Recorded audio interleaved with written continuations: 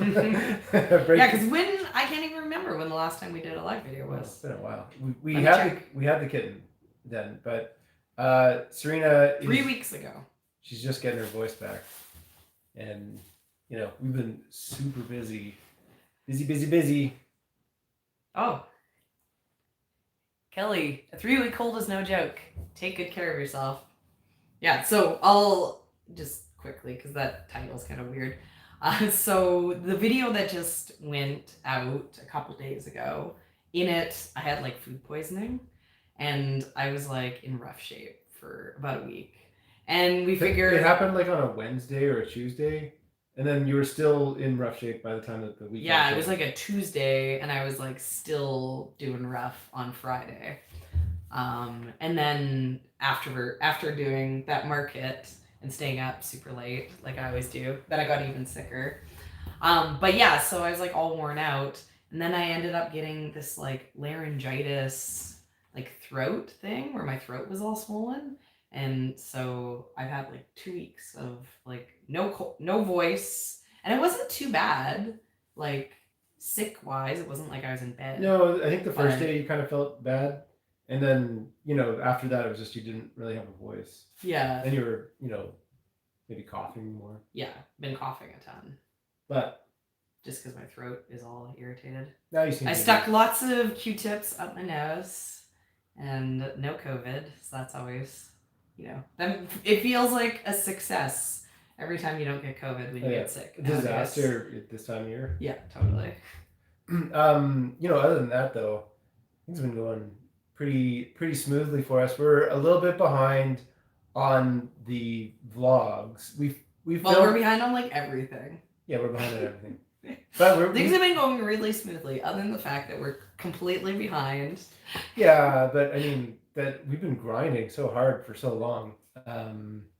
We're doing this project with one of the telecoms where they need like community access television. We've talked about it a bit, and so we had to hand in our first video. Oh, thank you so much, Sweet Sparrow. For this. Thanks for all the lovely videos. Thank you, appreciate that. Heart. So TV production and YouTube have like way different standards, right? And they're kind of different things as well. So we have been, kind of like adjusting our techniques and stuff to make this project for TV. And the first one is just called the supplementary program. It's not like a major program. Probably nobody will ever see it until a year passes. Until we're allowed to put it up on YouTube, and then you guys can see it. Yeah, we think it's like a really good YouTube video, because it's like the story of the tulips from like planting them in the ground all the way to like harvest, and so one of the things that I like about our weekly vlogs is that they span a lot more time than most people's YouTube videos. Most people's YouTube videos are like, here's a day, we're doing something today, and then it's over. And when it passes. Okay, but. So then to be able to work with like, from fall all the way to the spring harvest and stuff, like have this big span of time that the video goes through, it just seemed like a bigger, loftier video to make. So it turned out really well, but it also has its limits, and we were grinding away at that. And then right after that, we've got deadlines for our main project, which we learned lots about doing the supplementary part. And so now we've kind of revised the main project, and Serina's been typing away, making everything, because they, also our style is like, hey, let's pick up the camera and see what happens. And they're like, no, that's not how documentaries work. Yeah, we basically. So one of the most exciting things about this filmmaking grant is the education component. And YouTube is YouTube. It's definitely not professional filmmaking. So it's really exciting for us to be able to learn what is involved in professional filmmaking. And the answer is basically being professional. Yeah. In the same way that children are above us. It's very loud. In the same way that like just growing some flowers And then being a business means doing a lot of paperwork, tracking, accounting, all this kind of stuff. That's kind of what we've been having to learn, for filmmaking, right? All the actual stuff that people do behind the scenes that we never do because we can get away with it. Yeah. So it's been really fun, but team leads. Yeah, but we've been needing some attention for that, and that's part of the reason why we're behind on the videos. Yeah.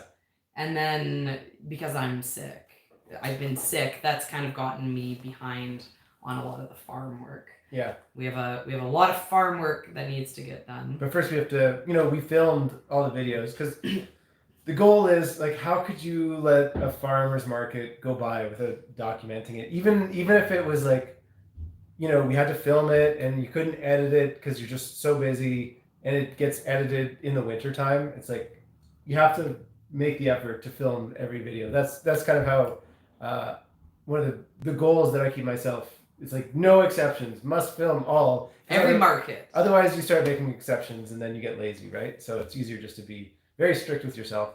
So tomorrow the next vlog is going to release, which was not this past weekend, but the one before it. And then we're going to try to get the next one edited pretty quick. Because we got it filmed from the weekend that just happened.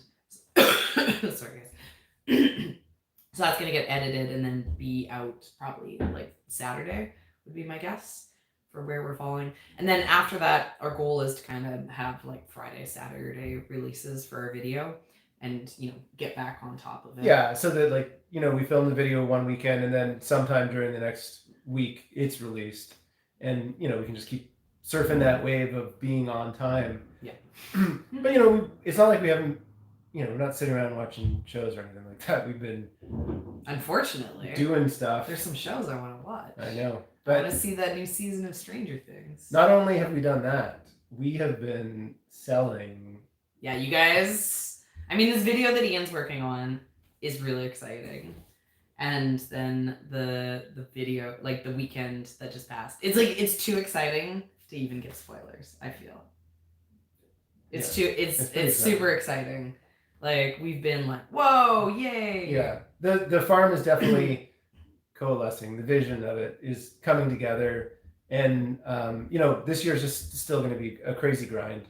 It's going to be super busy, but we're still kind of, opening up new areas of the farm, finishing infrastructure, building up, sales channels. And next year, we're just going to be that much further along. There's going to be less of this infrastructure building. It's all going to be there almost. The farm, there'll always be something. There'll always be tweaks. But we have like a 30 by 70 foot greenhouse that we need to put yeah. And the days are disappearing very quickly. And it's amazing without it getting put on the schedule. So that may be bumped to 2023. Yeah, and there's there's always stuff to do.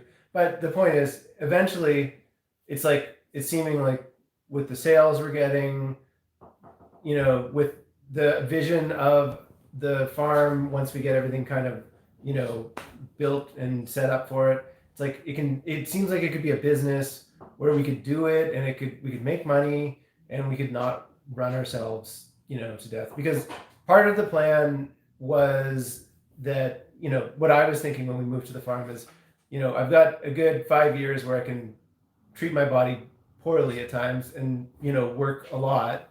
And Serina's been the same. And then, I couldn't necessarily, in 5 years. I mean, I'm going to interrupt you and say that when I moved to the farm, my plan was to work until I die. Yeah. I was like literally that we were like, we're going to build a farm and then we can just work until we die. And then someone can throw us on the compost pile and the other person can keep going. But, there is a lot of like project, where you finish something and then you have to it's like, okay, well, that other project, you need to start it now. And, you need to, assemble this and do that. The infrastructure build is a full-time job. Well, the farming itself is a full-time job. So where do you find the time to be able to do both? Yeah, and then YouTube and then family, right, as well, and just day to day. You got to go buy groceries still. You still got to do all that normal stuff, and I'm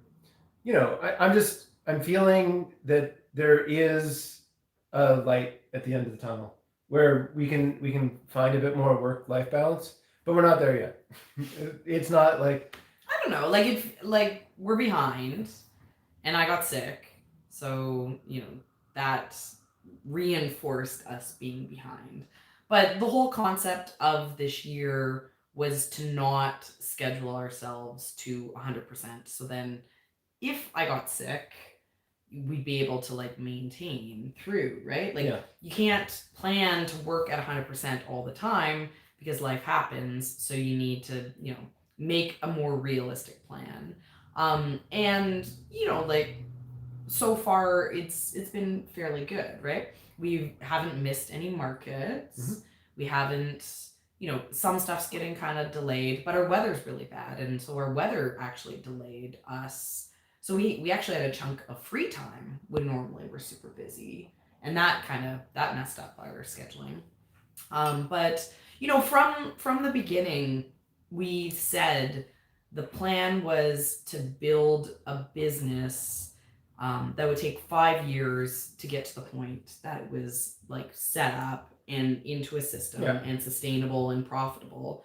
And it's feeling like we are on track with what our initial plan was. I think year 5 is going to be a great year. Yeah, like we're sitting here at year 4, looking like it will be profitable, like we'll be above zero for the first time ever. Yeah. Even with still spending lots of money on things. Yep. Still doing more infrastructure. We're making enough that we can invest and not be in the negative. And like the customer base is growing and the systems are getting into place, right? We know what to sell that makes money, what to not sell. Like just the routines, how to handle our week and things like that. So, it's to me, it's feeling really good. It's feeling really positive. Yeah. And it's a lot of that has come together in the last handful of weeks for me, from my perspective. I'll say this. Ian has been like, a non-believer for the past year. Me being like, we're going to do this, it's going to happen this way. And Ian's like, no, it's not going to work out, it's not going to happen. And then Ian, in the last few weeks, because the plan is going exactly as I planned it, is like, okay, well, maybe. Serina has done a great job of planning. But he's like, well, it's going really good for spring, but I don't know that it'll like go well in the summer. Well, and I'm like, it's still going to go well. But it's just, the ranunculus were selling really well.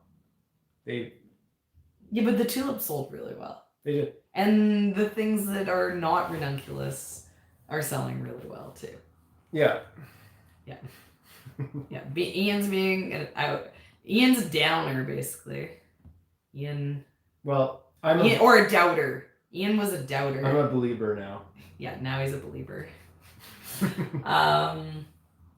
But yeah. The bouquets have been looking really good. I'm right now I'm editing the video for tomorrow, and I just love this video so much. It's one of I think the Mother's Day video is one of our favorite videos for this year. The Mother's Day or like all time. I feel like the Mother's Day video was maybe like one of the best videos that we've like made. And then this one is feeling like on that level. It's just I just really like it. Yeah. I'm vibing on it. All the footage looks like really nice, and the ranunculus are just amazing. And then like I know it's not going to be as good as the Mother's Day video because the story isn't going to be as good as the Mother's Day video. Yeah, and then the Mother's Day videos are really good. And then the video that we filmed this past weekend for that market, that video is going to be really good too. I was peeking at that footage, and it's the video coming up. I'm really excited about that one because we've been working really hard to make a lot of bouquets to fill up the stand, and there's been a lot of demand. So it's all the noise. Yeah, there's like our kids are in the room right above us. Yeah. And so they're like dropping things on. Our house is 120 years old, so the sound. Kids in the room with you. What? Kid in the room with you. We do have the kitten. Yeah, but you guys, you're like smashing things upstairs, and it's like super loud. That's Sam. Well. Babe. Yeah. But yeah, no. One of the things that's really exciting, I'd say, for this year is how well the roadside stand has been doing. You know, and it's one of those things. So because what did we sell on Mother's Day? $2,000 from the roadside stand. Yeah, we sold like a crazy amount. And that was the first. Like on a weekend. That was like the first week. Like that we opened up. Was it Friday, Saturday, or Saturday, Sunday? Okay. He doesn't like getting picked up, unless it's Sam and he's manhandling him. Yeah, the kitten. If you do anything that he like that displeases the kitten, he like he squeaks. He's like ah!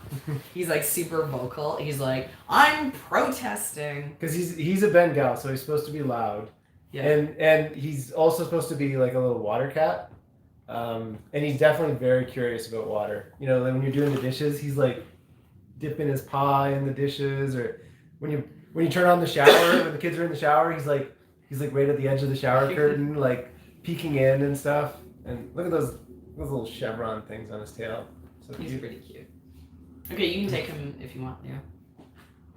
Okay, roadside stand though. The thing that's like so interesting about the roadside stand, because it's open every day. So we're selling out of the roadside stand every single day. And you know, it takes time, but we don't really notice the time that it takes, right? So it's like, oh, I'll go down and I'll like spend an hour and I'll make some bouquets and then just pop them into the stand. And then it's like, oh, and then I go and I check, like we close up the stand at the night and all the bouquets are gone. And it's like, oh, we like made a bunch of money today. And you know, we've just been doing it, right? Because we are in that routine because we have been selling from the farm from the beginning. Yeah. So, you know, part of the routine was to have things ready and available on the farm. You know, and even the roadside stand itself, we were doing it like all through the fall.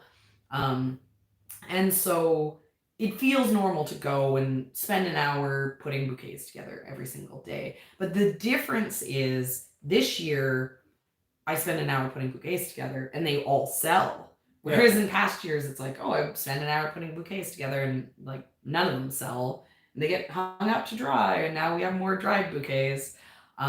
Which all eventually sold anyway. Which eventually sell. But yeah, it's been really incredible to see like how much potential there is in the roadside stand. Yeah. So far, okay, so people are asking some questions here about the roadside stand. So why don't we spend some time kind of going, like if you guys have any questions. We haven't had anyone that we've known that we've like completely been able to pin down anyone steal anything yet. Yesterday I got an IOU in the cash box, which is fine because they probably came back. They're like, I'll be back later. I'll give you $20. Which is like, sure, whatever. That's fine with us. Somebody took a bucket one time and then brought it back later so they could get their flowers. Our buckets are really expensive. The buckets cost $25. Yeah, because they're nice metal ones. So we're like, oh my precious, and we always need more buckets. So legitimately, we're a lot more worried about a bucket getting stolen than we are about a bouquet getting stolen out of the stand. Even when we had like a jar with like a glass jar just sitting there with a dollar sign on it for people to put money in, you know, the counts always seem to work out for what was missing for bouquets with how much money was there. And you know sometimes I'd come back after, you know, if you're out and about for a day or something, you come back, there'd be $200 in there. You know, we don't get a lot of foot traffic in front of our house. You know, it's a very busy road for cars, but it's you know, maybe like 10 people walk by. Yeah, it's not very the whole day, right? Like it's just some kids going to school maybe, and if it's not a school day, then there'll be like some young people walking down to the bus stop or to a job, you know, a couple kilometers away. That's it. other than that, there's nobody walking by. So that probably contributes to the fact that, and then we're always well, out there. and like it is a legitimate question because theft is an issue in like our area. Yeah, it's not like we're immune from theft in the area. People around us do these honor system self-serve roadside stands, and they have people steal from them. And people will like kind of find these stands and then start targeting them over and over and over again. But so like our kind of way of preventing that is we're up at the stand like all throughout the day. We're always up there taking the money out of the stand. Yeah, we'll empty it multiple times a day. Yeah. And then so it's like if we did get hit, and someone like pried open our lockbox for the money, it would be like, $40 in there type thing. Yeah. And if someone, with the food and the flowers, it's like we'd be like, I'd be bummed if someone came and stole. I'd be bummed if someone stole my buckets. Don't steal my buckets. That'd make me sad. And I'm worried about vandalism. If someone like kicked our door in, that would cost us $400 to have to replace. But if someone came and like took a bouquet, like we probably wouldn't even notice. Yeah, it's not the type of thing that people really steal. Yeah. And I know that because so we do the e-transfer. And like I'm sure this is a question that I see all the time. People are always wondering like why we don't take electronic payments. And e-transfer is like the most common way to send money in where we are. Like the Venmo thing, I don't even know if that's in Canada. I think I've tried to sign up for it one time, and I don't think you can in Canada. Yeah, so even you have to have an American bank account. Even if we were like, oh, we offer Venmo, no one would use it. The way that people are happy to pay is through the e-transfer. You mean e-transfer? And so we get lots for that, and there probably is some occasions where we lose money due to not being out there taking payments because people make a typo in the email. Yeah. But cost of doing business. Exactly. And if we sat out there, it would cost more than any theft we could possibly experience. So people are asking about camera. We got a camera installed there. We've got like a doorbell camera, so it's hooked up to our phones. We can get notifications, when people are in there. It records, if somebody was in there and stole something, then we'd have video of it, and we could at least be like, hey, we've got your picture. Next time they come to steal, bring me my bucket back. Yeah. Beatrice, we know your name. What is the app? So because you guys were the ones. The Ring. Is it Ring? It's Google. No. Oh, Nest. I don't know. It's the Google Nest one. Where we like Google, right? Because we're YouTubers, so we like Google. So we went for the Google one. But we've been kind of talking about getting a trail camera or a security camera, and you guys were like, "Oh, get one of those doorbell cameras." In the comments, and we were like, "What?" Like, blew our mind. To be able to, because everyone was like, what are you doing running up and down to check the stand to see if anything's selling? Like, get it on your phone. And totally, right? Like now we can now see. I'm like down in the bottom of the property, and it's like, do I need to make bouquets for the roadside stand? I open up my phone, go to the live video, and I'm like, there's still 6 bouquets in the stand. I don't have to worry about it. Or we go and we look, and it's like, there's been 4 people who have come in the last hour. We better go and empty the money out. The bouquets have been selling so fast at the roadside stand that it's been like, we go down to make them, we bring them up, and then there's bouquets going. Yeah. It's been, really, really positive. Yeah, and so you can talk through the camera. So it's a doorbell, so they can ring the doorbell, and then I get a notification on my phone, and then I can open up the app and like press talk, and I can be like, hello, I see you. What do you want? Which is great, right? Because if it was an actual doorbell or it was like a loud noise, when we're down at the bottom of the property, it takes a couple minutes to get up to the top. So and if they want something from the outbuilding, it'd be nice to grab it to bring up rather than to go up, talk to them, down to the outbuilding, back up. You like your doorbell is. So what do you think? What are your feelings about the stand, Ian? It's performing not quite at long-term. I was like, it's performing better than expected. Is what I would say. No, it is, but it's not quite at the like final goal. I know, but you're showing how negative you are. But it's right there. It's showing that it can actually happen. That we can actually sell enough through it, because we're so close now to what we wanted to do with it, like long-term financial goal wise, which would be like 2,000 a week is what we want to sell, and we're not doing that, but we're not far enough off of doing that it seems like it's like improbable. It seems like pretty likely that we'd be able to sell that much through there, and that just that's like because I when we were doing this, it's like, oh hey, we're flower farmers on YouTube, we know what we're talking about, and it's like, geez, I hope we can make a business out of this and not like, well, you never know.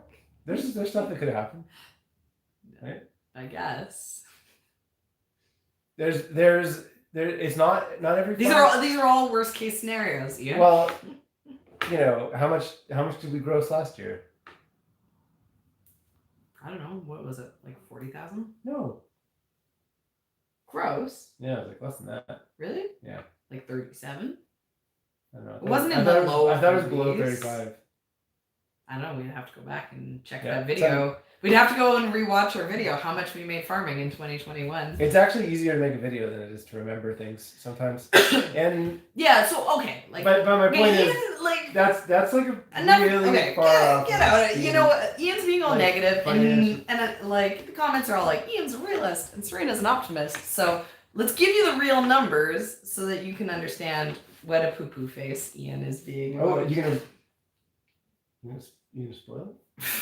Well, I won't spoil it. Okay, so the business plan, the 5-year goal business plan, this is what the goal has been all along, is that we need to do what our growing season is 25 weeks. That's how many weeks we can sell a year. And we can do that with flowers too. Veggies usually have a bit of a longer season. It's probably more like 30 weeks with veggies. It's actually like kind of harder. I don't know. Like you're like, it's hard. Well, no, like, the tulips, negativity. Just the be quiet. Are like a little bit later starting than greens. Anyways, that's the start of the season for flowers. So 25 weeks, not a problem. We can do 25 weeks of flower sales, which means that we need to do $4,000 a week to hit our goal of selling $100,000 gross, which would be enough money that we could have an employee and then take out $30,000 of payment to me. That would be my wage. So that is like what we want to be doing kind of like next year or the year after that. The goal for this year was to be able to do $2,000 a week for those 25 weeks, which is $50,000. That was growth over what we did last year. And it was also, doing more without having an employee, right? So that's part of the equation, right? We did have a difficult goal that we were going for. The way we were going to do that is that we were going to sell $1,000 down at the farmer's market, and we were going to sell $1,000 here at the roadside stand. And the idea actually for the long term wasn't that we were going to be doing $2,000 at the roadside stand.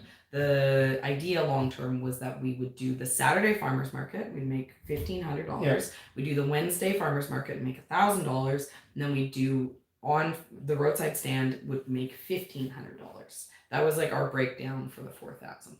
So this year so far, and we're still early, we're still in spring, right? We're not into summer, right? The roadside stand. Oh yeah, solstice, my favorite. But like, how many weeks has the roadside stand been open for? like less than 8. Yeah. Right? Like 6? More than 6. When was Mother's Day? We You know have what, the that's technology. Nobody knows. No one knows. There's no way to know. Yep. Yet again, Ian being super negative. Okay, Mother's Day. It is 2022. I was thinking it was 2021. Parent. Okay, May 8th. So, yeah, so 7 weeks, let's say. No, 6 weeks, right? Because we're not at the end of June yet. So even that, like, that's not very long for word of mouth growth for like a business. Mm-hmm. And where we're sitting at already, like, you know, still with it being early, still with lots of potential to grow a customer base, is, you know, the farmers market seem like they can do $1,500, and the roadside stand is doing over $1,000 every single week.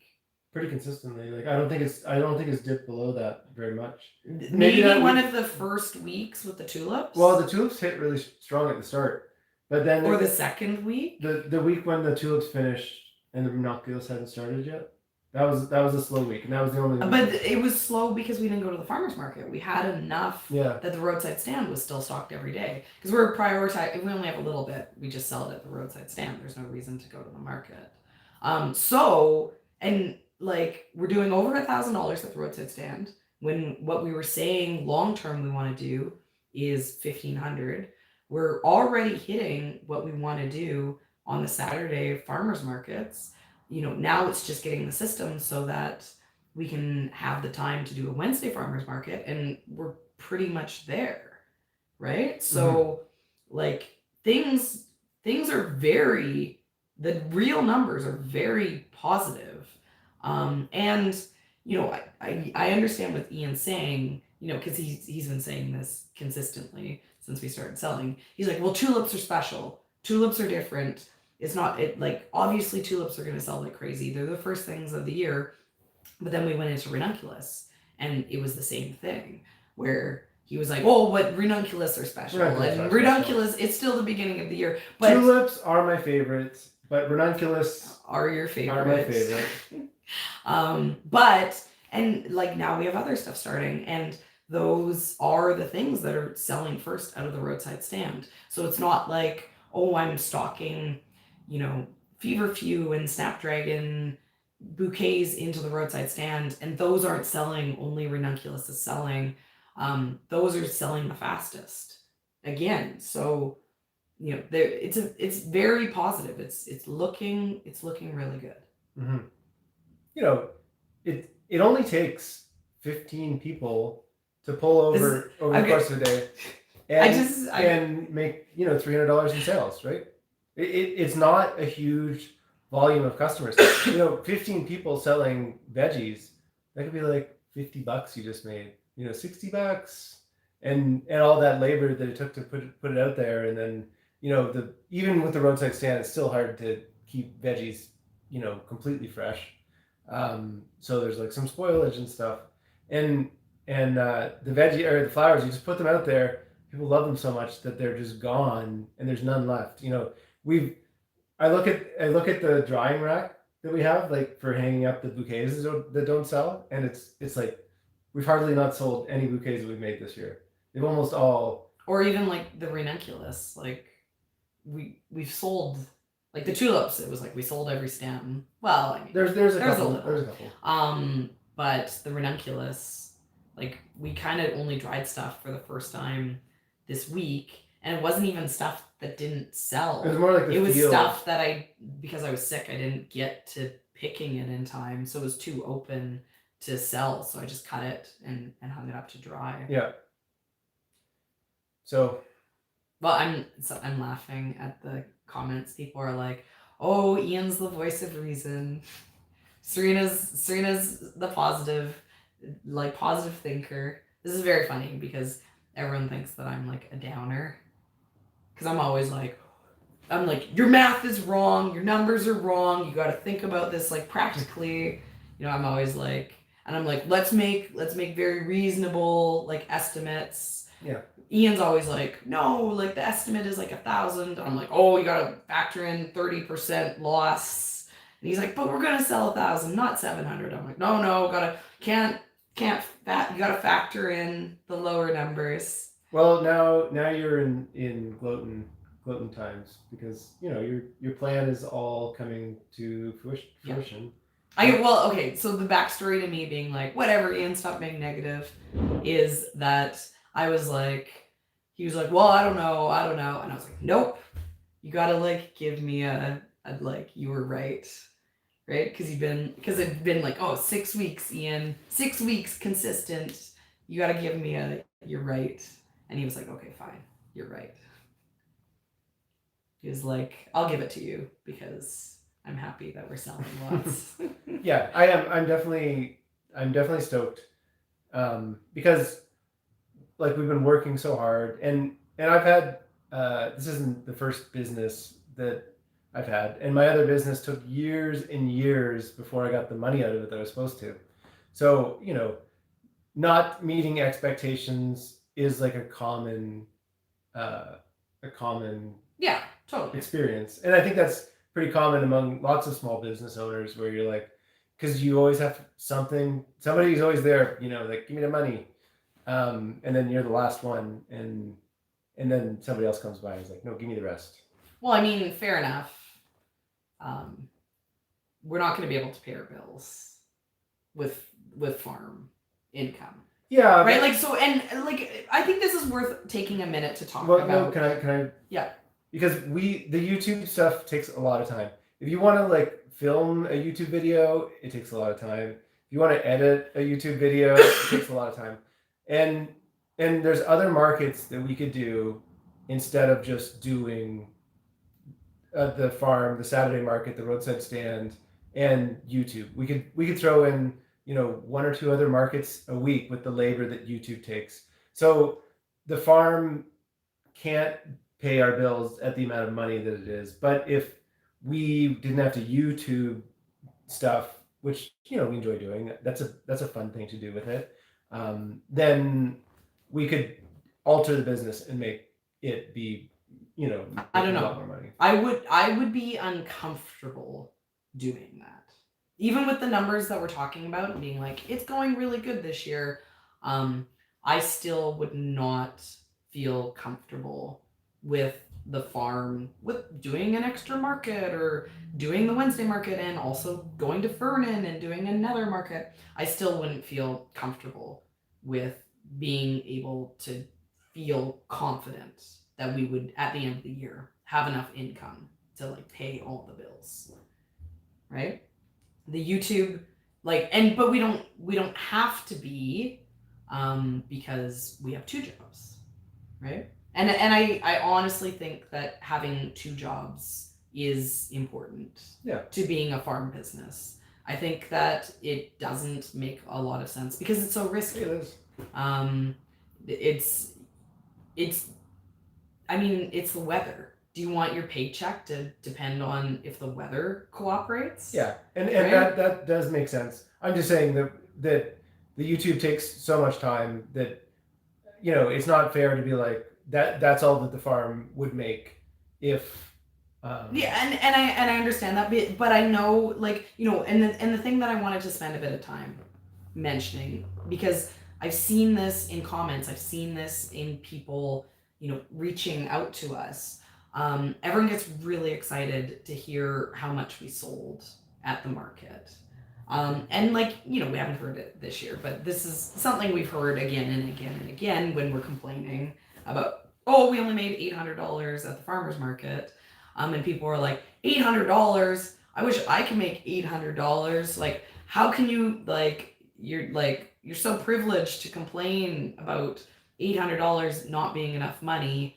But the reality is $800 is that's just what the cash was. That's not what we made, because there's all the expenses, and then it's both of our labor. After you factor in the expenses and then you divide what was made between Ian and I working 60 hours a week, you're getting paid pennies an hour. And if you're getting paid pennies an hour, you should probably just stop doing that and go work at McDonald's and be a lot more comfortable. Yeah.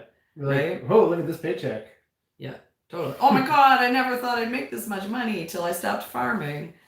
But and I think that part of that side of the story gets a little lost in the summer, right? Because we're not spending a lot of money when we're going down to the farmer's market and making money, right? So it's exciting. It's exciting to see us make $1,500 at the market. It's exciting to bring $1,000 in from the roadside stand in a week. But the flip side to that is, spending $10,000 on seeds. Yeah. Right. And that, like when you're like, oh, I have to work for a month to pay for the seeds and I only have 25 weeks, that money disappears really quickly. Yeah. And I think that, a lot of people don't necessarily see the individual videos. They don't necessarily see us doing the math you see the at number... the end of the year in our one video where we tell you, oh, even though we made all this money, we actually made negative $20,000. Yeah. I don't even follow up. Because it's a good point, right? Like you agree, right? Like you see the people kind of losing sight of the big picture. Mm-hmm. We also, we're kind of like frugal people in a lot of ways. Like we don't have fancy vehicles. Our minivan we bought for under $4,000 almost a decade ago. It was a good deal. and we've never spent any money. Well, we maintain it. Yeah, spend money. I think the worst I've ever had to do on it is like a thermostat, and everything else has just been routine. Yeah, it's been a great vehicle. But we also don't drive anywhere because we don't, we're not. Well, every year we have to buy a new battery because we kill the battery because we don't drive ever. Yeah, probably our biggest spending is like, once a week, like on the night where we have a market and we're behind or something, we'll get sushi, and that's like $70 or something for the whole family, and we don't we're not like lavish spenders. We're not like running around the town. We go for drinks in the past, but we don't do that anymore, and we haven't since we moved here. I can't afford to drink alcohol anymore. It's too hard to stay hydrated. Yeah. Even without dealing with the alcohol. And we haven't really done a lot of like traveling. When we buy something, if I was to buy something for like a hobby, type thing, it'd probably be some sort of camera thing for the YouTube. It's a business expense. If we buy clothes, they're work clothes for the farm. If we buy tools, they're tools for the farm. All the money that we do spend is building up the farm business, essentially. Like if we're spending money, it's not, for like anything pretty much other than the farm business. So, you can see all of this stuff starting to add up over time. And then, us kind of getting to the point where it's like, we don't really need a lot of the big stuff anymore, unless we're like, talking about going next level with some stuff, like paper pot transplanter. We're talking about maybe going into that. But that would just mean that we could, grow more plants. And so... Yeah, money spent on efficiencies is money that makes you money. Yeah, because now it seems like we're going to have the customer base to sell stuff. So, the money goes a long way with us is basically what I'm saying. Because if you gave me a bunch of money, like I don't want to go on we're going to go on some vacations. I'm making Ian go on vacation. But it's like, that's I don't sit around and be like, oh, I wish I could go to someplace. I have fun when I'm on vacation. I just don't desire to like leave the routine, and it's like, what are we gonna do? Like we have a young family. We still have to do home stuff. It's like we can't go out and about, and like I don't know what I do with money. I know exactly what you do with money because you have this conversation all the time. What you do with money? If we had more money, Ian would want an employee. Ian would want someone, because the one thing we don't have is time. I'm also like, it's even with employees, it's hard to buy yourself time, right? And that's kind of a little bit of the lesson that we learned last year. Because our employee last year was incredible. You couldn't have a better employee. You couldn't have a better, better way spending. She could get through right? the weekly list in like 2 days. She'd be like, okay, well, like, come on, give me something to do. Well, and that was the thing that was so incredible. She didn't want to work full time. She only wanted to work like 3 or 4 days. She wanted to work 3 days a week, and if we needed her, she'd work 4. But in that amount of time, she produced more than we knew what to do with. And so then it was like, okay, we have to deal with everything that she's harvested out for us. We need to be better at planning, and doing that takes time. It's it made me realize how much of the management side of the business kind of just eats up your day, right? Because there'd be lots of times I'd be like, I'm going to go out, I'm going to work with her, I'm going to do this, I'm going to do that.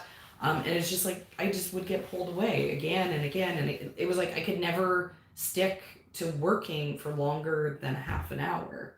And that was the reason why I was like, oh, well, the solution isn't necessarily to, have an employee, but the solution is to create systems so that we can utilize our time better, right? And so it's like, hey, if I'm not getting pulled away, right? If the stand, going back to our makeover on the roadside stand, if the roadside stand is obvious how to be self-serve, then no one needs to ask me a question. No one needs to ring the doorbell and have me come up, because that's going to pull me away from whatever I'm doing. So the more clear I make everything, the better that's buying me time into the future, mm-hmm. right? And the more I'm clear about what my schedule is, right? If I'm like, one of the things that I realized is like a great thing to do, which is like, how did I never think of this, is during the week, I go and I fold 100 paper wraps. I get my gloves on, I do it. I have a system. There's no water anywhere because I'm on a dry table. I do it really fast. It's ready for the week. It's in the bucket. And now when I'm doing the bouquets happen so much faster. I get to go to bed an hour earlier. And so it's just thinking about doing, classic work smarter, not harder. But sometimes you have to work hard to realize you're doing it wrong. Yeah. Right? One of our little minor Achilles heels is serial chattiness, in that, and I think the roadside stand helps with that, because we can have customers come and go and we don't interact with them. Because I think either of us, I get it out of my system at the farmer's market, and Serina gets it out of her system when people drop by to pick up flowers. But we could just chat, just hang out and talk with people, and then you spend 10 minutes talking to somebody about one thing, and 20 minutes talking to somebody about something else, and those are all important chunks of time that you need to be getting stuff done. When I'm at the farmer's market, it doesn't matter so much. I get a lot of knowledge talking to the customers. Yeah. Right? I'm always doing 2 things when I'm thinking about what I'm going to send to the market.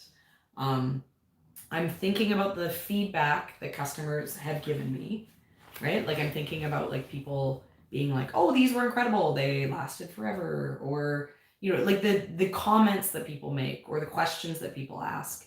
And then I'm also thinking about what I sent down and what came back, right? Because the feedback doesn't always, people can be like, oh, I hate orange ranunculus, right? And you have 5 people say they hate orange ranunculus, but the first thing to sell is orange ranunculus. I'm not going to listen to the 5 people who hate orange ranunculus. I'm going to make sure that I have something other than orange ranunculus to offer the 5 people who don't like orange ranunculus. But if orange ranunculus sells really strong, it kind of doesn't matter what the vocal minority has to say about it. I think of the customer's always right concept, and the customer's always right isn't about what customers complain about. The customer's always right is about what your sales numbers say about your business, right? Yeah, like money talks. Yeah, exactly.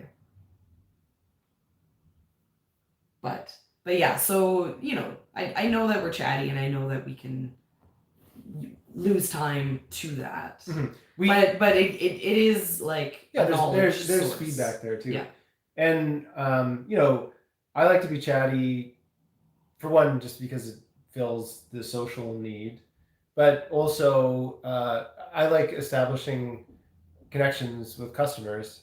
I talk about it all the time. I love the farmers market. I love selling flowers. It's very like internally fulfilling to be able to interact with the general public in a way where everybody's like disarmed and happy, and people come up to you and they're like excited about what you're doing, and they're like, oh my god, look at how amazing all this stuff looks. It's like if somebody comes up and to the stand and they're like happy and they're like just looking at the flowers, I can easily be like, hey, how's it going? How's your day going today? Right? And just start a conversation with them about who they are, what they do, whatever it is. Right? I can tell them about the farm. I like to reveal, not just like, oh yeah, I'm doing good. I'll be like, yeah, I'm doing pretty good. I'm excited about this week or today, or this happened, or just like to be more specific and not waste the opportunity of interacting with people to just deal with like surface level stuff. Just as like, hey, you want to talk? I'll tell you a little bit about myself.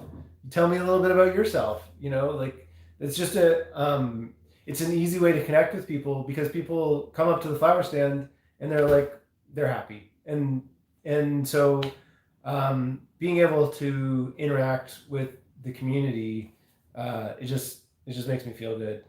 I think I talked about it in the last video, where it's like, I was doing forestry for my whole life. So we lived in Kelowna and I didn't even know anybody.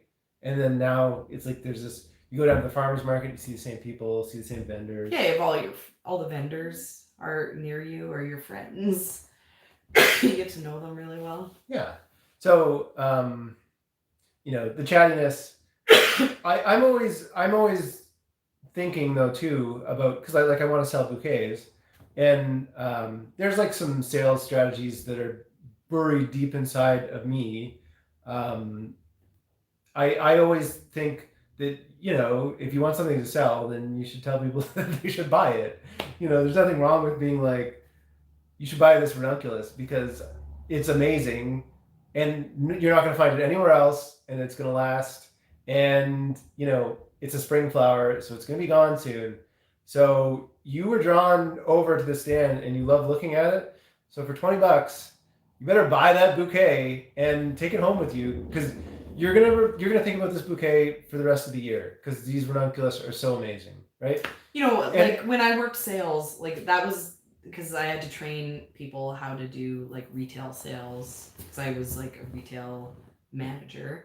And like that was what I always like told them, and like what I said is, you're not telling someone to buy something, right? Like if someone walks into your store, right? Like if they're like, how dare you assume I'm here to buy something? Technically they're being rude, because it's like, well, what are you doing here? Right? Like this is a place of business. If you didn't come here for business, then you're being rude.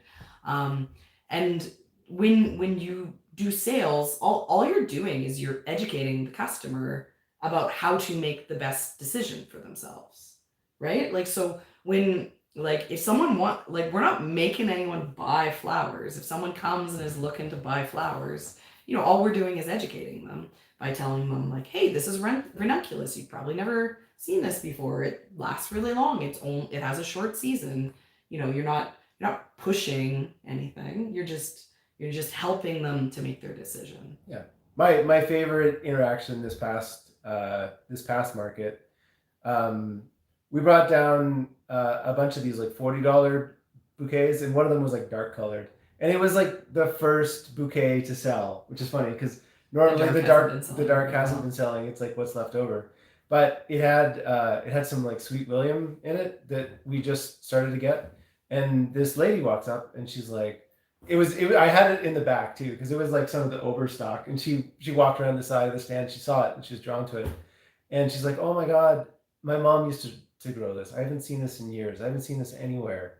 And she's like, I have to have this. This like just reminds me of her. Reminds me of being in her garden, and it's just fun to do something. People always come back. Yeah, the emotional connection people have to flowers. People come back and they're like, the bouquet that I got from you last week was amazing. It still looks great.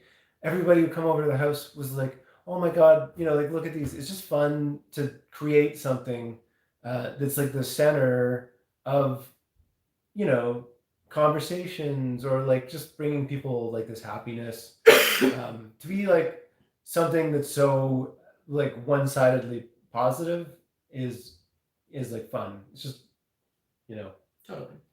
And the food's the same way, right? Whereas it's like they take this food and they bring it home and then they connect as a family over a meal, right? And it's like you're like the source of that interaction.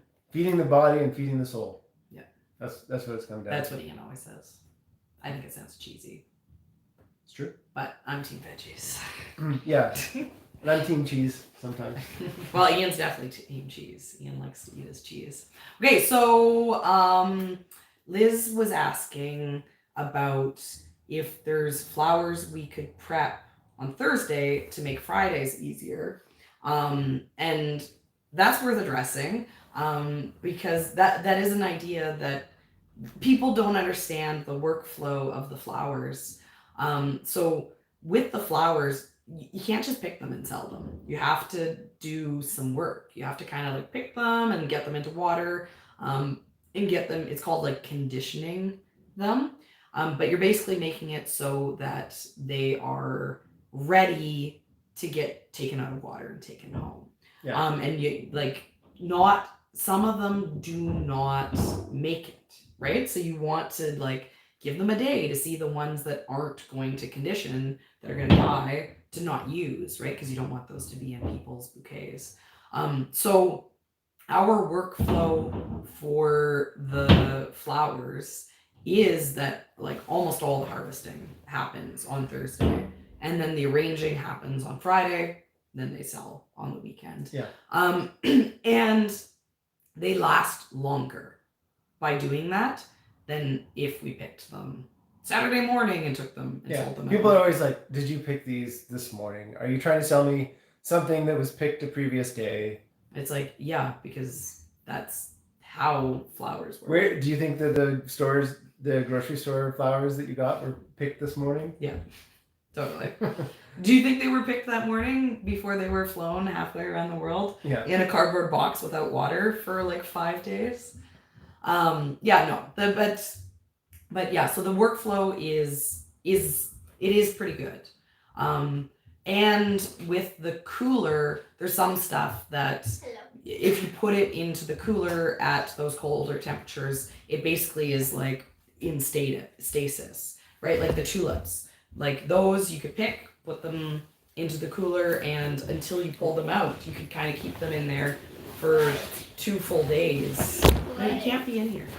And sorry, I said days, didn't I? You'd have the tulips in the cooler for 2 weeks and then pull them out, and it didn't in any way affect how long they were going to last when you get them back home. So, stuff like the sunflowers, because we have the walk-in cooler now. Sunflowers, you pick them at a certain point when the petals are just starting to lift, pop them into the cooler. I'll be picking sunflowers every day or two. They'll be in the cooler, and then I can pull them out and have lots, rather than only picking the ones that are ready for the weekend to sell for the weekend. So I can utilize my space really well. So that's it's a common question that we get asked by the customers, right? So I I think it's kind of interesting to. Okay. And then one other question here. Someone was asking what colors sell best, and so this is going to be about your customer, right? So what sells best for us is in no way helpful answer if you're like trying to decide for your own business. But what sells best for us is bright colors. And Yeah, so we've punchy, really fun stuff. yeah, fruit punch, tropical fruit bowl, orange, fuchsia, lime, green, these are kind of the colors that we're trying to put together to be bright and punchy. But if you're doing weddings, like you'll make 0 sales. You need to have like blushes and white. Whereas for us, white, I can blend white with the bright colors and they sell well, but it's still this year if I try to send white down to the market. Well, yeah, like all white. I mean, all white ranunculus. It's hard to say no to, but it's not like they're the first thing to sell. White and pink ranunculus. Those are selling. Yeah, because it's not all white. Yeah. Yeah. Those are really nice. I actually really like the pink with the white. Yeah. In the ranunculus. And going back, right? Because I kind of forgot about this for a while, but at the end of last season, I said I'm like Serina trend forecasting. I said that baby pink, that like bright, here, this color. Toy colors. This color pink, this like bright, super girly, like little girl pink. I said that I suspected this was gonna be a color trend, and so that would make sense. Yeah, I saw a girl at the market this week, and she had a Pantone shirt. Isn't that the color company or the? Well, I think there's like an a cappella group that has a similar name. I don't know exactly. Pantone. Isn't that the color? Is that like the color? Every year there's like specific colors that are like, this is the colors. Yeah. Their color of the year for 2022 is periwinkle. But I mean, who doesn't like blue flowers, right? What's periwinkle? Periwinkle's kind of like this color. It's like a blue, purpley blue. Is that purple? We should That's maybe my least another favorite blue. 5 minutes. Sure. Do what? Because we got. Okay, so we gotta get going. My voice is starting to go. Yeah, we have to put our kids to bed. We had to be time conscious today, just so that Serina doesn't overdo it with her voice. And Serina and Leah's really tired. She's super sleepy. No, I'm not. No. And she wants to go to bed. No. That's no, why she's please like. don't. No. She's asking That's right why now. she's in here. Yeah, she's like, oh, I'm so tired. No. She had play day at He's school a liar. today. He's a liar. He's a liar. And she's like, oh. No, he's a liar. The heat of the No, sun. I'm serious. He's a liar. That's a lot though. He is a liar. I agree. As we always say, bad dad. Do you want to show them your Oh yeah, we got henna. Oh, look how dark it is. It's super dark now. the Kit Kat. Yeah, Leah and I got matching henna. Hers is a lot darker. I don't know if mine shows up. Oh, I'm not turning it. You can't actually. I can't show it. You're, My arm doesn't turn that way. You got matching. Coordinating. Here, Coordinating go get henna. that kitten. Let's Just leave him be. No, He shrieks as soon as you pick him up. Well, maybe you No, stand up. And then I showed it. I was talking about getting henna that says "Bad Dada." Bad No, bad dad. And then it's got a picture of me drinking out of a milk carton, just straight. You'd be in so much trouble. That's pretty bad Dada That's stuff, right? bad. Making my milk curdle. Maybe we should get Dada on a sticker. Unforgivable. What? Bad Dada, and then guy drinking me drinking out of a milk carton. No. Doesn't make sense. Not for Okay, flat any part. questions? Yeah, exactly, Kelly. No drinking out of the carton.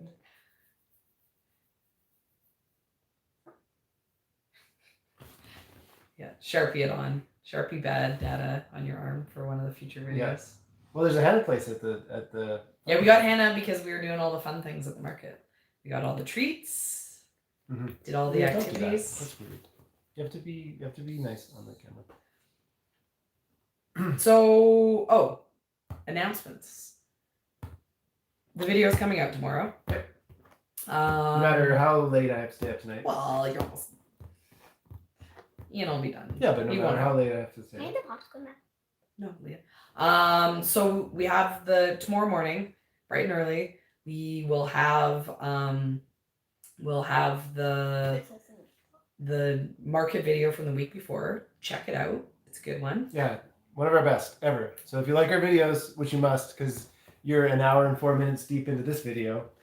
And then if you are a member of the channel, if you joined the channel, on the main page, there's like a join button, and that's it's like $5 to be a member. And the perks is that you get to be our best friends, and we do a monthly live video. But so the video is coming up. So for all the members, it's on Wednesday at 5 p.m. and it's a private video. So to access it, you have to have the actual link to get into it. It doesn't get broadcasted out the way this Leah, okay, you're doing the thing that we're asking you not to. So to access the link, I have a community post. And to access the community post, you can go to like the You Can't Eat the Grass main page, and it's one of the tabs at the top. Go into community posts. I made a post in there where I shared the link. So if you didn't know about that, put it on your calendars. We'll hang out and we'll chat, and I'll answer any questions that you guys got. That guy. So I saw a question in there. Do I top snapdragons? And I think you mean like the pinching, and I do. If you don't, you get one stem, and then 2 months later. You left a few of them so that you could have some earlier, because you missed them. I'm pinching them. I did leave some, but not on purpose. But you were like, oh, these ones are going to be the first ones, the ones that you don't pinch. Yeah, they'll bloom earlier if you do it, but you only get one stem instead of like 5 or 6 stems. So, here, let's see. Do you plan to sell dried flowers at first? Okay, so the dried flowers, how that started is I was throwing all these bouquets into the compost, and I was real bummed about it because we had bouquets not selling down at the market. I was like, you know what? I'm going to hang these up to dry. Maybe these would look good if they hung up to dry. And they did. Yeah, and they still do. Some of them we still have. No, we don't have any from that first year. We don't have any from that first year. Because a lot of those were experiments. Yeah. Now they're great. They're a double part of our business plan. They have 2 important roles. Yeah, because there's something we can sell in the winter. 3 important rules. Well, we use them as like merchandising. Well, they sell at the market. We've been selling $100 to $300 in dried flowers every market so far this year, pretty much. And then you probably heard us talk about it. We fill the back of the stand with it. I bring tons of it down with me to the farmer's market. And then as soon as the bouquets, Leah, you're hitting the tripod.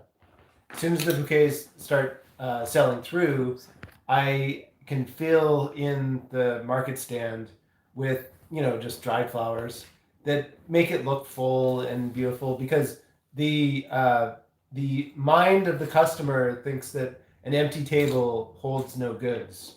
And as soon as your table has space on it, people are like not interested in it anymore. Leah? Yeah, Leah, like get out of here. Okay. You're just rolling into this. Take that kitten with you. No, he's just sleeping. That's fine. Okay, people asking about Lysianthus, and then we gotta go. So my Lysianthus are currently this big, and I planted them in March. So don't ask me. I don't know anything about Lysianthus. I spent $1,000 on Lysianthus plugs, and I'm like, if we don't get flowers this year, that's it, never again. But they look to be growing. I think they need some heat. So I'm hoping we've had like cold weather. So I'm hoping with the heat coming that they'll bloom. I didn't pinch them because, yet again, same as the snapdragons, as soon as you pinch something, you get flowers later. It's a little bit of a gamble by not pinching them. What I was hoping is that I can get some blooms in like July and then cut, and then maybe get some more blooms like later on, kind of like end of September, into October type thing. So that's why I didn't pinch them. But they do seem to be branching. So maybe I grew them so badly that the tips died. So that's like a pinch. Somebody asking, constant full table. It definitely doesn't make people think that nothing is selling. People want to see a full table. Yeah, pilot high and watch it fly. It's like, would you rather go to a grocery store that's empty or a grocery store that's full? Yeah. you know, like when there's only a couple left, then it's hard to sell. Mm-hmm. So we've been in some of these next videos that we haven't edited yet.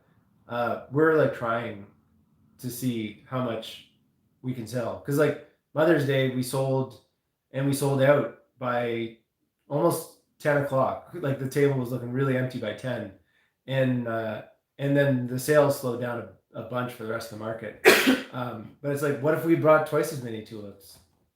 You know, we would have probably sold them all. We had hours left to sell them with. So you know, we've been going for it, and we've been rewarded financially. Yeah. But stay tuned. That's why you should watch the video. Yeah. Because that's what we're so excited about. Well, you should also watch this next video because it's great. Yeah, 'cause it's good. I assume you guys like the videos. That's why you watch the videos. Yeah, I watch the videos. We actually watch the videos more than any of you watch the videos, and we still like them. I have to admit, I've been too busy to watch the videos recently.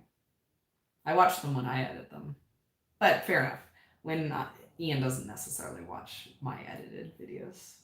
I don't necessarily. And I watch mine, but I also watch it for personal critiques on editing styles. You know, one of the hard things about, you know, if you imagine if you're a painter or an artist, like you're singing songs and stuff, you're making songs, at some point you have to release that content. You have to let it go away from yourself and put it out there. Well, with YouTube videos, because YouTube's such a grind and you have to maintain that strict. You can't put an album once every 2 years. Yeah, you gotta do that weekly content. So you only get so much time to edit it, and then at some point in time you have to be like, it's gone. And obviously we put a lot of effort into it, but you know, sometimes putting effort into it just raises the expectations, and so sometimes I put stuff out there and I'm like, I wish I'd done something differently. I wish I'd, you know, but you just have to be like, you know what, that's YouTube. Nothing's gonna be perfect. Just do better next time. Just do better next time. Okay, we gotta go. Thank you so much for hanging out, guys. No, it's been a while since we've done one of these. But we're back now. We're back. Probably not. Guess who's back? Back again. I don't know if we're doing every week with these. I think the goal is that we try to do every week. But if we can't, then we don't. Yeah, and then if we miss a week, you know, we try. Then we really try to get to make it so it's at least every second week. Yeah. You know, we were just too busy and I was too sick, and that's why we had such a big gap. Yeah. You know, it's interesting too to like chat with you guys and hear what I know in the context of the video. We don't necessarily, you know, answer questions, you know, especially in the beginning half of the video. But it's interesting to see the type of questions that you're asking to know what to talk about in the videos. Yeah. And it goes the same with comments on videos. You know, we in general, we don't have time to answer comments for the most part to the videos, but we read all the comments, we see them all, and then when we see stuff, when we see trends, we try to address certain topics in the videos. Yeah, totally. Like if everyone's confused about something, that's great because it means we know what knowledge we took for granted. Or if we're talking about something and people are like, what does that mean? You know, we know we're using jargon. So yeah, the comments are great, guys. I don't know what you're talking about there about the poison soil comment alert. I don't know. It might have scrolled by if there was a comment, but we didn't see it. Okay, but we gotta go. We gotta put our children to bed. Even though it's super bright out because it's solstice. But they got school tomorrow. Yeah. Yeah. Thanks for hanging out, guys. And we'll see you next time. Except for the members, well, I'll see you on Wednesday. Okay, bye, guys.